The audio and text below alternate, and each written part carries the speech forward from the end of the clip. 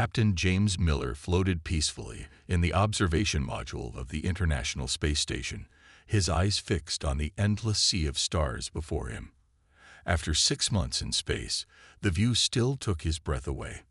The gentle hum of the station's life support systems provided a comforting background noise as he completed his routine evening observations. That's when he saw it. At first, he thought his eyes were playing tricks on him. A distortion, like heat waves rising from hot pavement, appeared near Jupiter's orbit. The distortion grew larger, taking shape until it transformed into something that made his heart skip a beat.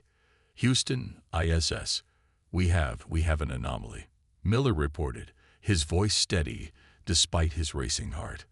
"I'm seeing what appears to be an artificial structure materializing near Jupiter's orbit."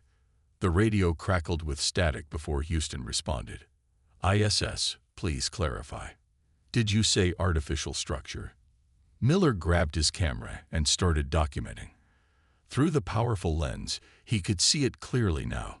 A massive ship, at least 3 miles long, its surface gleaming with a metallic sheen that no known material on Earth could produce. Its design was clearly not human, with smooth curves and angles that seemed to defy conventional engineering. "Confirming artificial structure," he replied. "It's a ship, and it's not one of ours." The next few hours passed in a blur of activity. Space agencies worldwide pointed their telescopes toward the visitor. Military satellites changed their orbits for better observation. Within 6 hours of Miller's initial sighting, the ship had moved closer, now positioned just beyond the moon's orbit. That's when every electronic device on Earth received the same signal. Television broadcasts, radio stations, cell phones, and computers all displayed the same message, translated simultaneously into every known human language. To the governing bodies of Planet ES 2814, designated locally as Earth, this transmission serves as formal notice of inspection from the Galactic Imperial Federation. Our preliminary scans indicate a Class 3 civilization with early space exploration capabilities. As per Imperial Protocol 7249B, your solar system falls within our expansion zone and requires assessment for potential integration into the Empire. Resist and face immediate subjugation. Cooperate and receive the Empire's generous terms of incorporation. Your species has 24 hours to prepare for our arrival. Representatives from all major governing bodies are to assemble at the following coordinates for initial contact. In the Pentagon's Emergency Command Center, General Robert Davis studied the message for the 100th time. Around him, military leaders from nations that had been enemies just hours ago sat together, united by a threat greater than their differences. "They're not even trying to hide their intentions," Davis muttered, his weathered face illuminated by the screens surrounding them. "This isn't first contact. It's an invasion notice."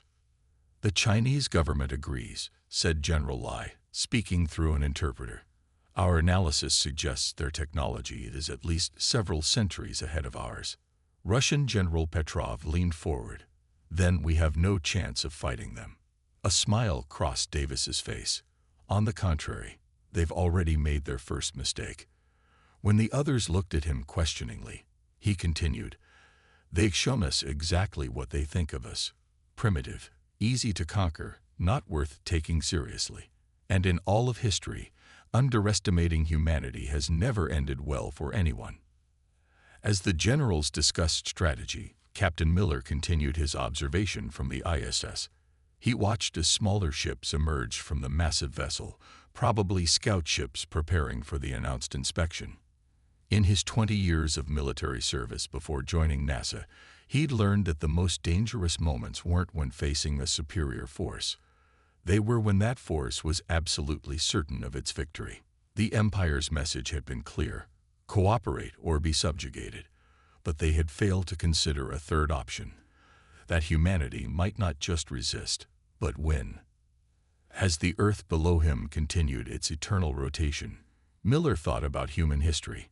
Every great empire had eventually faced the same lesson: that technology alone didn't determine the outcome of conflicts. It was the will to survive, the creativity born of desperation, and the unique human ability to unite against common threats that had kept humanity going through ice ages, plagues, and their own destructive tendencies. The Empire was about to learn this lesson the hard way. They had made their demands clear. Now it was time for Earth to make its stand. The Imperial assessment team arrived exactly 24 hours after their message, landing their sleek shuttle in the middle of a hastily prepared landing zone outside the United Nations headquarters in New York. The world watched through countless cameras as the ship's doors opened with a soft hiss. High Inspector Reed stepped out first, his tall, humanoid form covered in what looked like flowing liquid metal. Behind him came 6 other Imperial officials, each carrying devices that constantly scanned their surroundings. Their apparent similarity to humans caused both relief and unease among the watching crowds. "Your atmosphere is barely acceptable," Reed announced, his voice translated by a small device on his collar. "Though I suppose it suits primitive life forms, such as yourselves." The UN Secretary-General stepped forward, maintaining his dignity despite the insult. "We welcome you to Earth and hope for peaceful discussions about our future relationship." Reed didn't even acknowledge the greeting. Instead, he pointed one of his devices at the nearby buildings. "Primitive construction materials, inefficient energy usage, no quantum stabilization." He turned to his assistants. "Note that down. Full infrastructure replacement will be necessary." The assessment team spent the next 4 hours touring various facilities. They visited a military base, showing obvious contempt for Earth's most advanced fighter jets. They examined a power plant, scoffing at the use of nuclear fission. They walked through a top research facility, dismissing Earth's quantum computers as children's toys. What they didn't notice, however, was that they were being assessed just as carefully as they were assessing. In a hidden bunker beneath the Pentagon, Dr. Jack Porter watched the feeds from microscopic cameras hidden in the assessment team's path. His team of scientists analyzed every piece of Imperial technology they could glimpse, every casual comment about their capabilities, every reading from their instruments. "Look at this," Porter said to General Davis, pointing at a screen. "Their scanning devices emit a specific type of radiation we've never seen before. But more importantly, they're wearing protection against it. They're not invincible." Davis nodded, his eyes fixed on another screen showing Reed's dismissive examination of Earth's missile defense systems. "They think we're going to fight them with jets and tanks. Keep watching. Keep learning." Meanwhile, in the research facility, Dr. Emma Hayes purposely demonstrated their most outdated quantum computer, watching carefully as Reed's team laughed at its processing speed. The real quantum computer, hidden 20 floors below, was already analyzing the Imperial team's energy signatures. "Your species has achieved some basic technological advancement," Reed announced during the final meeting. "However, you remain far too primitive for independent status within the Empire. We calculate approximately 300 years before you would reach an acceptable level of development." He activated a holographic display showing Earth surrounded by Imperial construction projects. "We will begin by establishing proper orbital facilities. Your existing satellites will be removed. Your industry will be repurposed to serve Imperial needs. Your military forces will be disbanded. This is not a negotiation. It is simply information about your future." The world leaders assembled at the meeting maintained blank expressions, exactly as they had been coached. Let the Empire think their silence came from fear rather than carefully controlled anger. "You have 48 hours to prepare your population for the beginning of Imperial integration," Reed continued. "Resistance would be—" He paused, looking around the room with what seemed like amusement. "Inadvisable." As the assessment team returned to their shuttle, Reed turned to make one final statement. "Oh, and we detected your primitive attempts to scan our technology. Consider this a warning.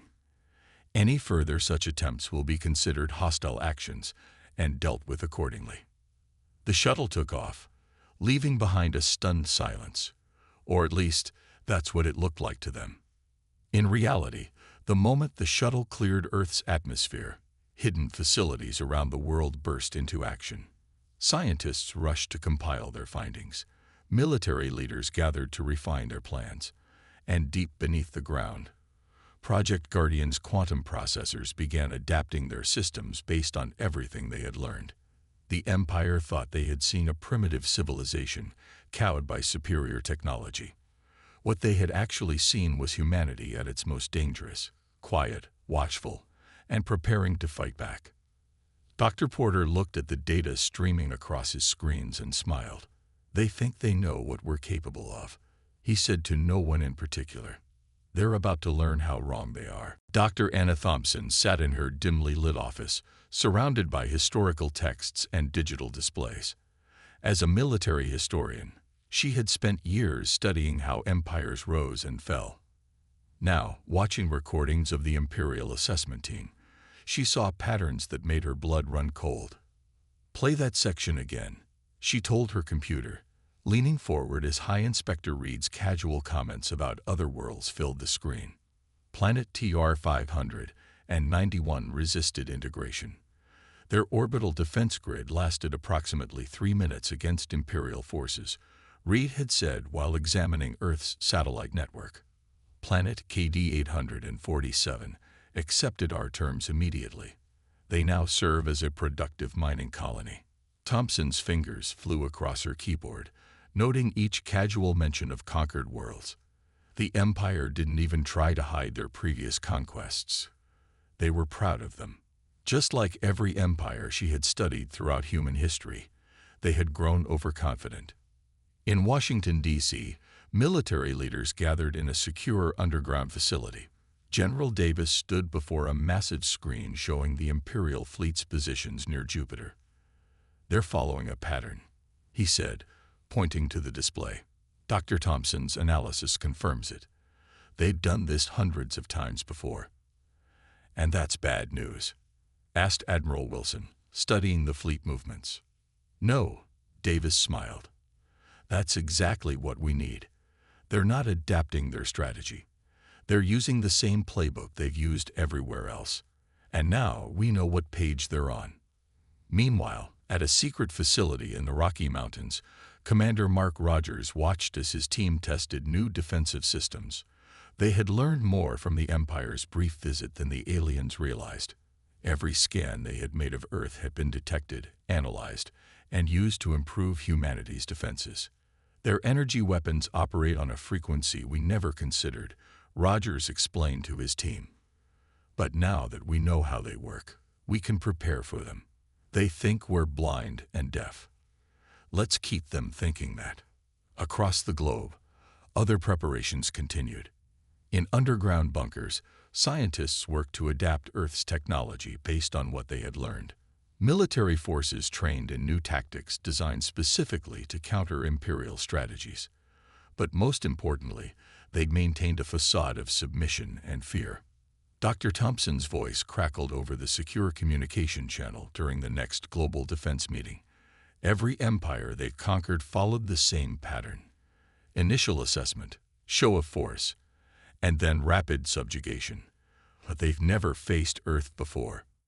She pulled up historical images on everyone's screens. "Look at human history. We survived an ice age with nothing but stone tools. We crossed oceans in wooden boats. We went from our first powered flight to landing on the moon in just 66 years. Our strength isn't our technology. It's our ability to adapt and overcome." In orbit, the International Space Station continued its silent watch. Captain Miller, still at his observation post, noted every movement of the Imperial ships. They were positioning themselves in a standard attack formation, the same formation they had used in every conquest Reed had bragged about. "They're not even trying to hide their preparations," Miller reported. "They're completely confident in their superiority."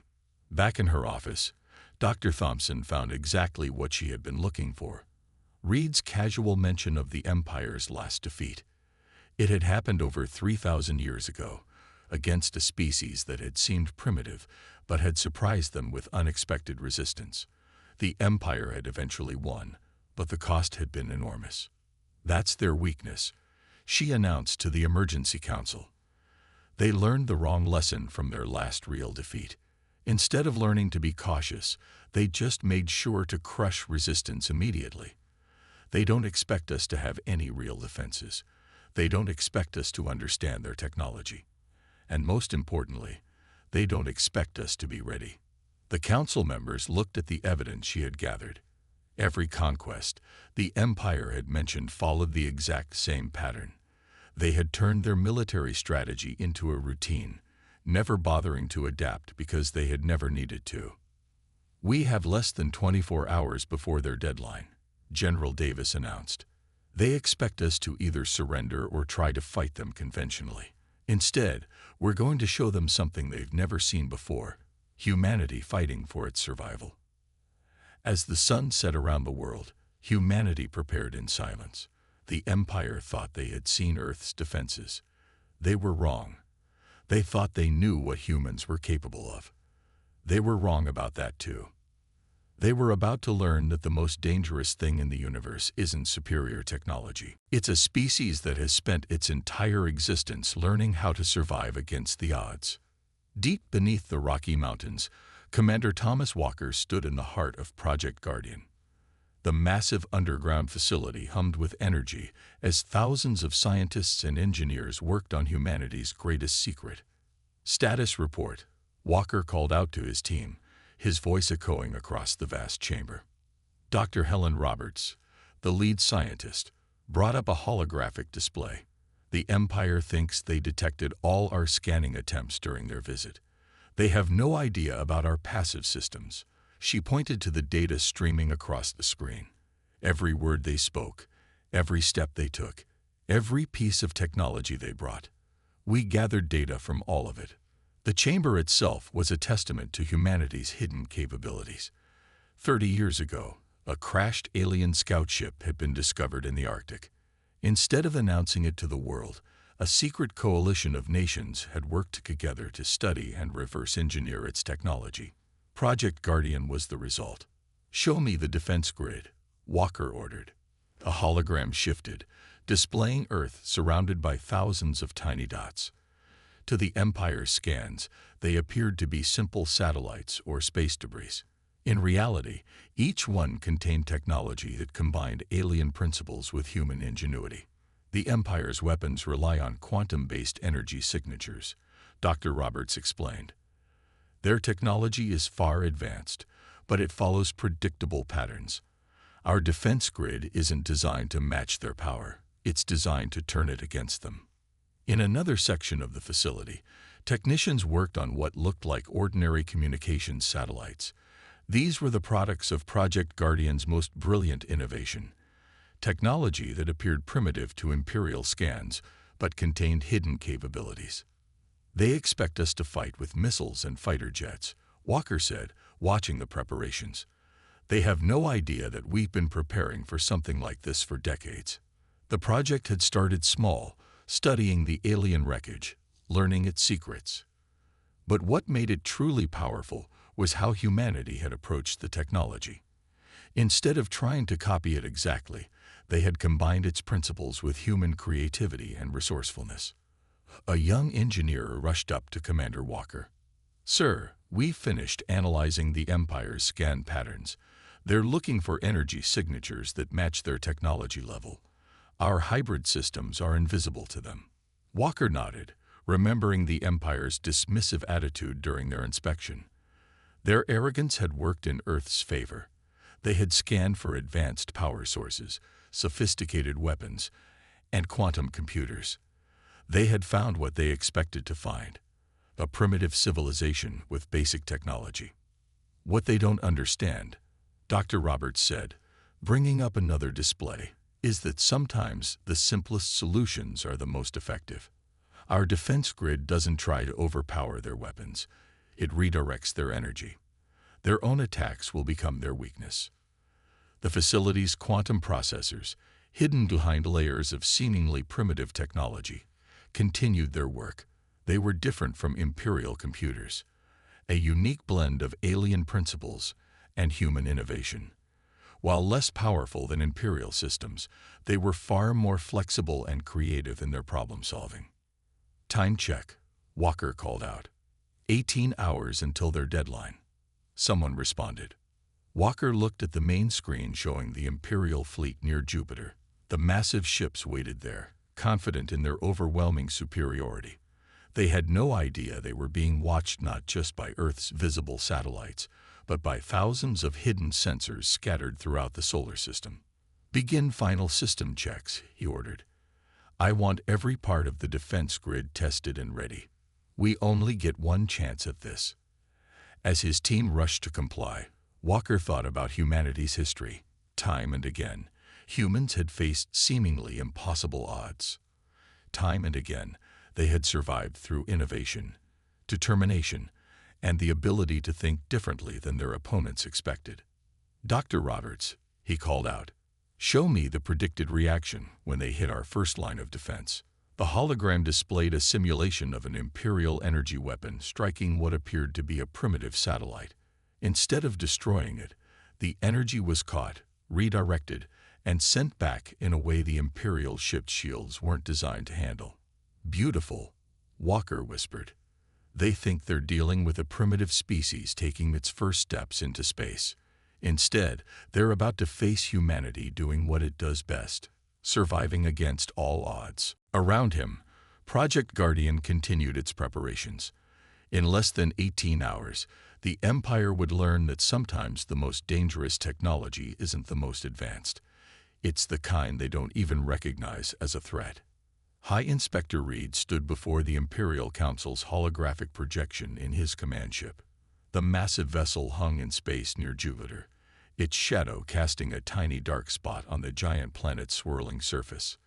The assessment of planet Earth is complete, Reed reported, his voice filled with the boredom of routine. As expected, they are primitive, disorganized, and suitable for immediate integration. The council members, appearing as towering figures of light, nodded in agreement. They had conquered thousands of worlds this way. Earth would be no different. Their technology is basic, Reed continued, showing images of Earth's cities, military bases, and satellites. Their most advanced weapons would barely scratch our smallest ship shields. They attempted to scan our technology during the assessment, but their efforts were, he smiled, amusingly primitive. On the screens behind him, Earth rotated slowly, its blue oceans and white clouds making it look peaceful and vulnerable. The Imperial fleet's sensors showed everything they expected to see: outdated satellites, basic space stations, and primitive defense systems. The planet's resources are valuable, another Imperial officer added, particularly their oceans and mineral deposits. The human population will provide adequate labor for our mining operations. In the council chamber, one of the older members leaned forward. Have they shown any signs of resistance preparation? Reed laughed. They've been moving their primitive military vehicles around, probably trying to look strong. Some of their leaders attempted to appear defiant during our meetings, but we detected high levels of fear in their biological readings. What Reed didn't know was that those biological readings had been carefully manufactured. The humans he had met were trained to display exactly the signs of fear and submission the Empire expected to see. Very well, the council leader announced. Proceed with standard integration protocol. You have permission to use force if they resist, though based on your report, that seems unlikely. Reed bowed and ended the transmission. He turned to his fleet commanders, displayed on smaller holographic projectors around him. Begin the integration sequence, he ordered.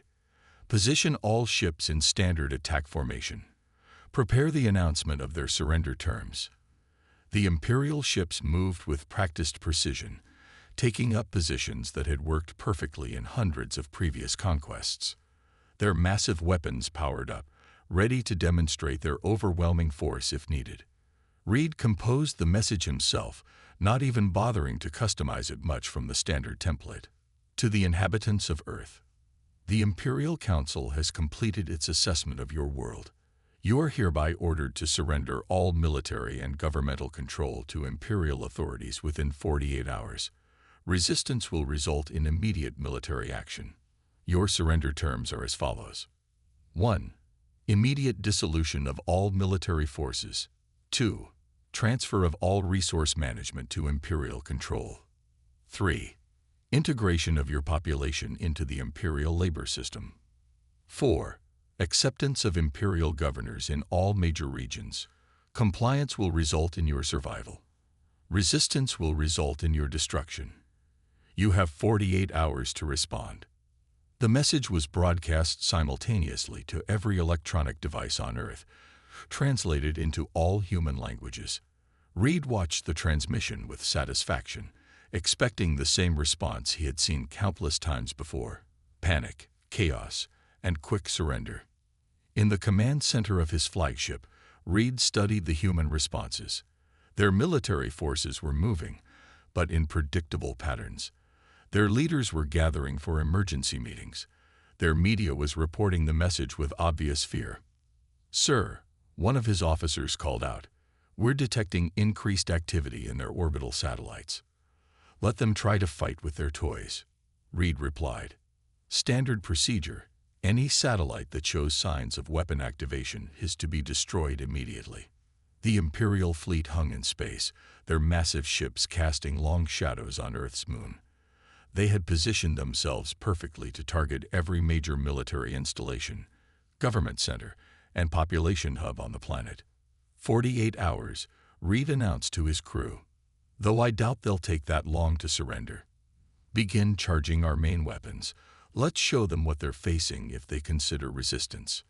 As the Imperial ships lit up with energy, Reed smiled.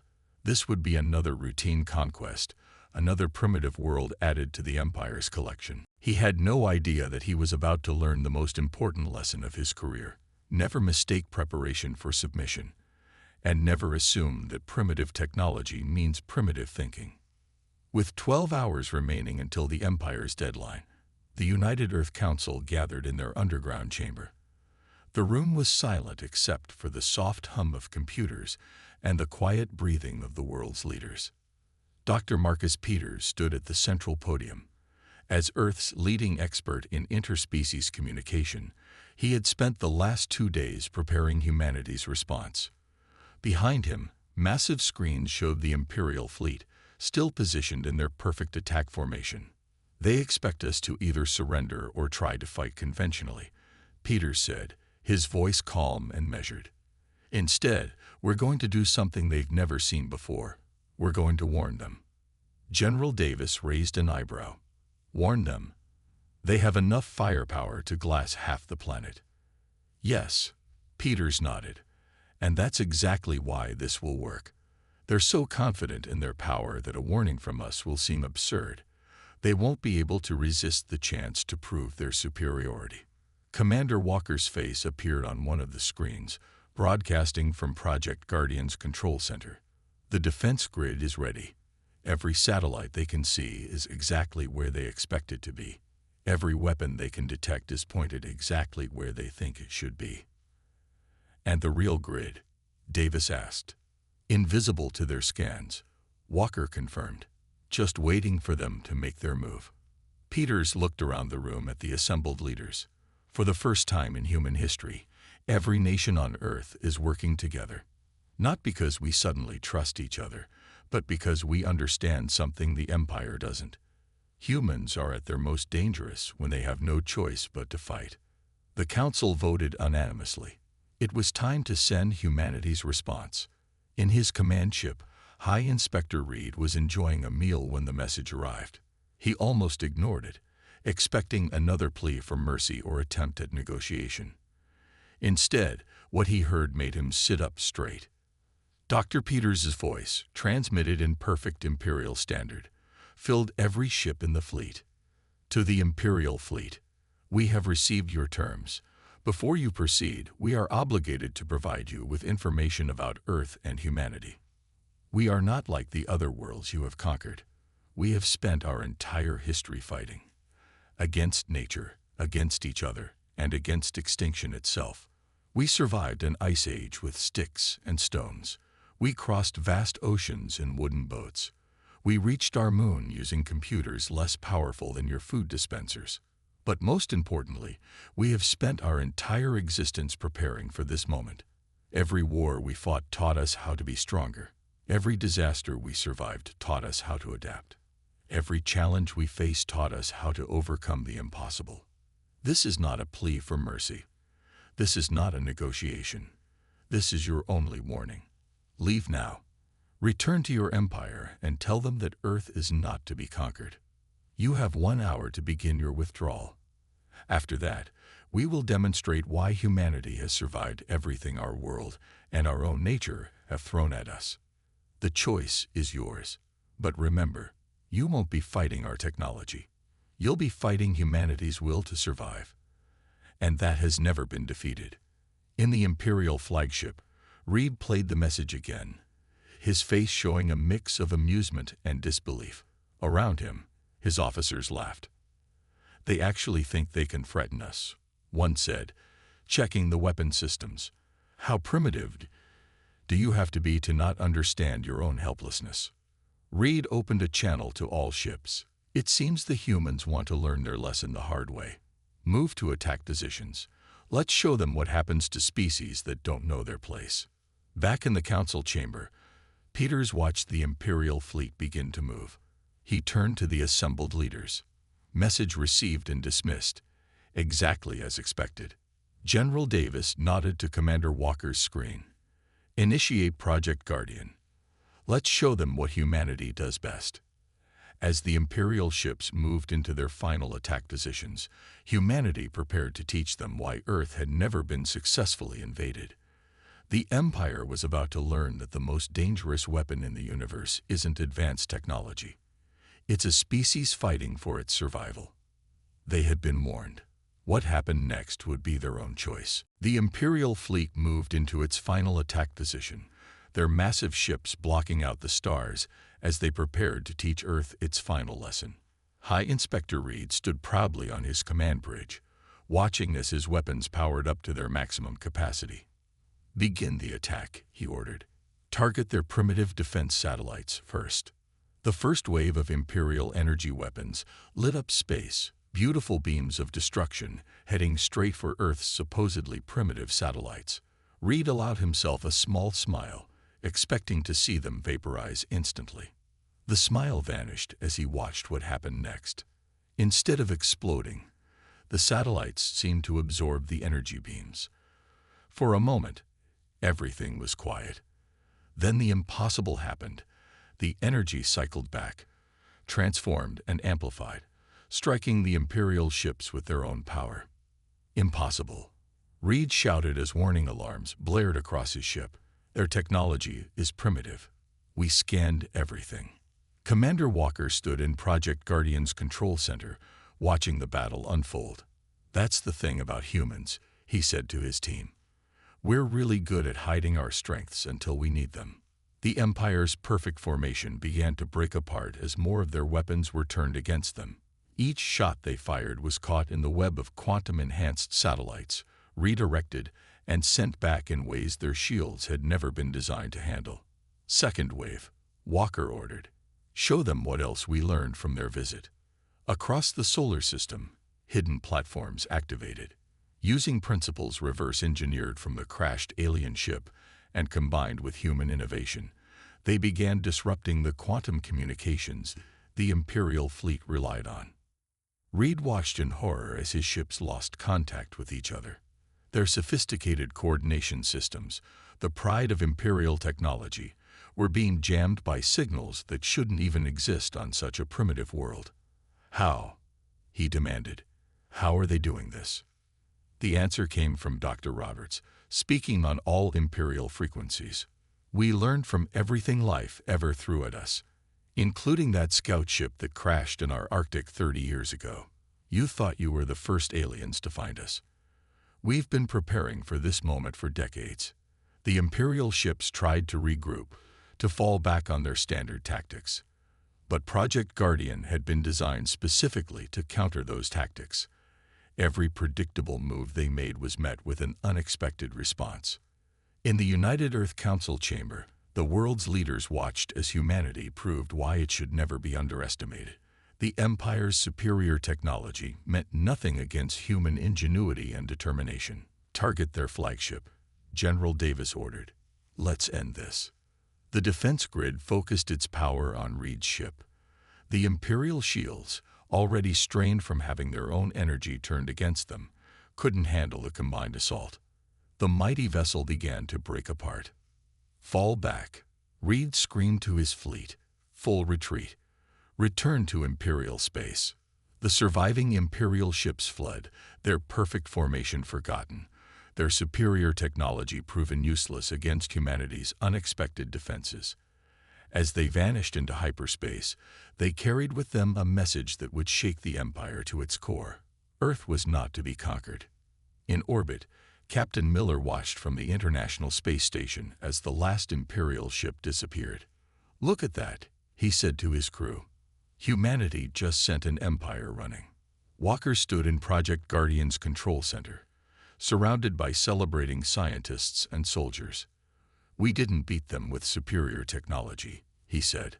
"We beat them because they didn't understand what they were really fighting. The human spirit."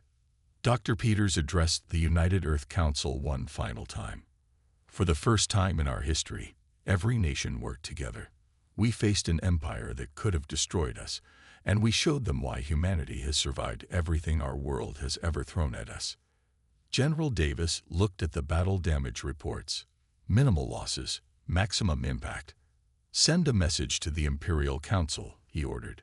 "Tell them Earth is off limits. And if they ever think about coming back—" "They won't," Peters interrupted. "They finally learned what we tried to tell them. That humanity's greatest strength isn't our technology or our weapons. It's our determination to survive, our ability to adapt, and our tradition of overcoming impossible odds." As the sun rose over Earth the next day, humanity looked to the stars with new confidence. They had faced their greatest challenge and emerged victorious.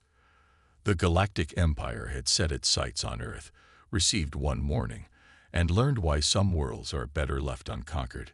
The galaxy would remember this day, not as the time a primitive world got lucky, but as the day humanity proved that the most dangerous force in the universe is the will to survive.